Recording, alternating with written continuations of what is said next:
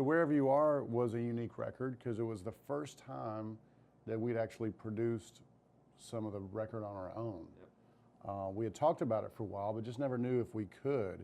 But at that point, we'd had so much experience in the studio.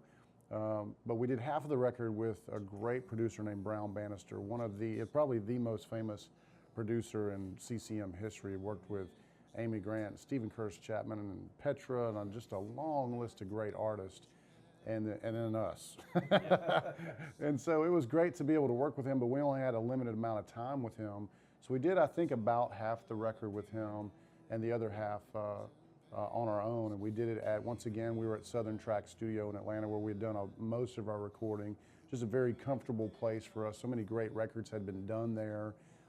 And so that's been kind of our home to record for the most part at that point. I think we grew a lot through that self-production process because we had to rely on our own instincts. You know, used to going, okay, this is a great idea. Hey, producer man, what do you think about this? And you know, a lot of times they would agree with you, but a lot of times they go, well, that's pretty cool, but what about this?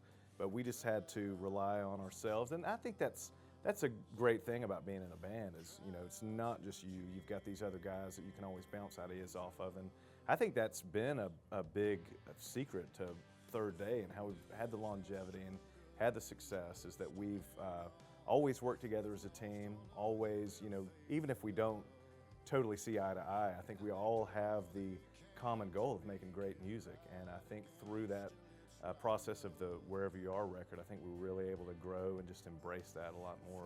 Brown was so great because he was able to bring in, because when you have a great producer, you don't just have them, you have who they bring with them, like a great engineer, and then if there are parts to the record that need to be added, they know who to get to do it, and just have somebody to assemble it really well, and also to take it to the finish line.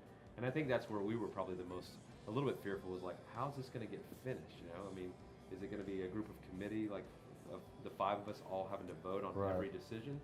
And but you know, everybody learns their strengths and weaknesses and knows when to speak into it.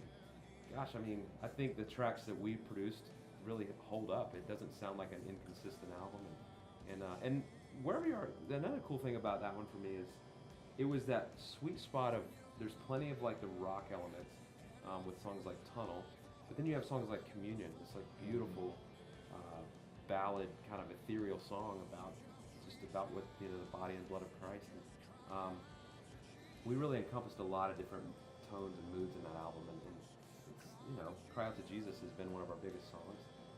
So you know, it's just been that's definitely a gem in the lineup of our albums. The song Cry Out to Jesus was released right after Katrina. And when Hurricane Katrina had hit New Orleans and the Gulf states, so many people going through a hard time, going through a struggle.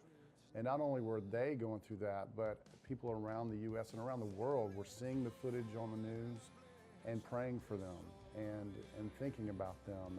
And I remember us living in the South, so many people were getting together to raise money, to actually go to those areas to help out. And so I think it was really bringing a lot of people together. And so that song, I know, had a big impact on a lot of people's hearts at the time.